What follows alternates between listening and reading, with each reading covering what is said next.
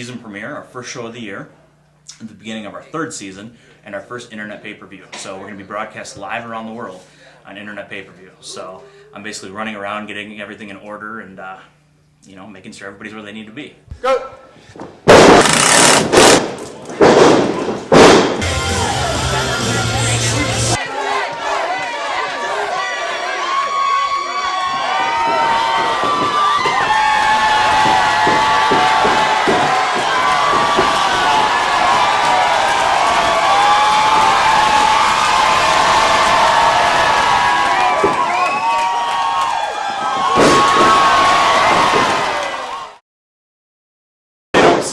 They don't know, like last night we were here till 2:30 in the morning putting in new lighting and that type of thing.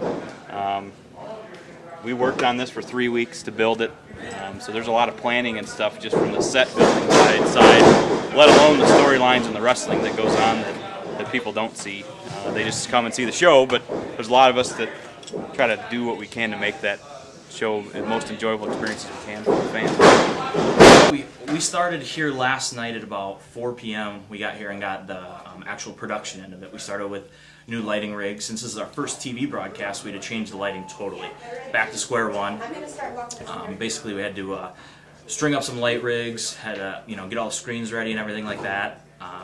So yeah, I mean, just kind of some of the back end stuff that you don't see. And we left here about 2:30 last night, and we got back here about 8 a.m. this morning. So as soon as we get here, we just set up the building. Nine. Right now I'm training to be a pro wrestler. It's been a dream of mine since I was a little kid, and I found out about Prince Ali's school. He's a great guy, great trainer, he knows what he's talking about, and I decided to try it out. I grew up watching it on TV, and I love how they perform, and I'm the kind of guy that I can be cocky at times, but I like to show off my stuff, and this is the perfect way to do it inside this squared circle here. I go to the gym 5 days a week, and I work on my cardio. I hit the treadmill. I'm lifting weights. Like I'm almost twice the size I was last year at this time. My ultimate goal is obviously to make it to WWE or TNA, the two big-time companies. But I mean, right now, they're starting out. One of my main goals is to make it here with Dreamwave. Everyone thinks initially that just by stepping into a ring and starting to train as a wrestler, they're going to be in those bright lights, working for WWE, main event at WrestleMania. Yeah, like 0.3% out of everyone that wrestles gets that opportunity, that privilege. No one's going to kill the lights. The lights are going to go off. But that doesn't stop the majority of us because we do it because we love it. It is way more difficult than you ever possibly fathomed before you step foot in the ring. Not everybody can do this. That's why everyone doesn't do this. That's why there are more fans than there are wrestlers. Other than dedication, you gotta have that passion, have that never give up attitude. I'd say this company more so than any. We're really good friends here. I mean, a lot of companies, you have locker rooms chock full of egos. Here, everyone checks their ego at the door, and we're all just friends and family trying to have fun together. When people think of wrestlers, they think of big, mean, tough guys, which is the case. I wouldn't mess with any of the guys in the locker room, but the thing about it is it's a fraternity, it's a brotherhood, and there's a certain level of respect that everybody treats each other with. There's hours and hours on the road that you're not getting paid for, not getting paid what you deserve to be getting paid for, to be doing what you're doing. You've got to have passion to do this because there's no money in it right here for us. None, no money. So you gotta have passion for it to do it. And it shows with everyone here. This whole locker room, we're all passionate. Everyone is safe and has fun. That's all. I mean, that's what it's all about in the end. We don't make it off to make a living off of this. We all do it because we love it, and we're surrounded by our friends and family.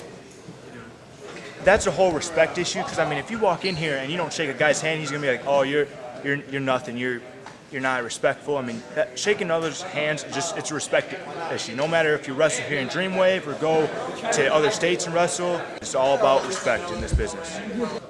Well, right now we're waiting for our pre-show meeting where we go over all the production aspects. We go through all the matches that are going on, what's expected out of everybody, so nothing kind of overlaps and everyone can stand out in their own way. Just a way to stay organized, where a lot of companies do not do that. About 1:30. Guys are doing some walkthroughs with their matches right now. Final preparations are going into the stage. Lighting, as you can see behind me. Banners are all hung, and we're also getting ready to do our pre-show meetings. So all of our talent comes in, management get together, go over the things that are going to happen throughout the day. So as we kind of trudge through today, we're T-minus 5.5 hours till bell time. So things start speeding up a little bit, and we start putting the plan together. It's gonna be a packed house tonight. We had 400 pre-sale tickets. Actually, if you count the front rows, there's 475. And whatever, Joe Hegland, how many tickets do you have left? There's 4 physical tickets left. So there's 475 tickets out there already. And we usually do 200-300 walk-ups. So I don't know what we're gonna do. It's a good problem to have. I mean, it's because of you guys. I mean, the names help, don't get me wrong, but I think people are coming back to see you guys. So. We come to every month. Professionally, this is one of the biggest nights of my life.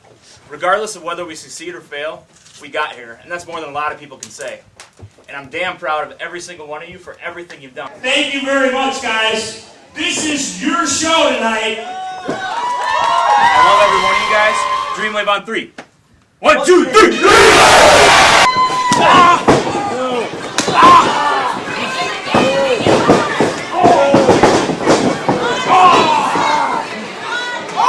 Go!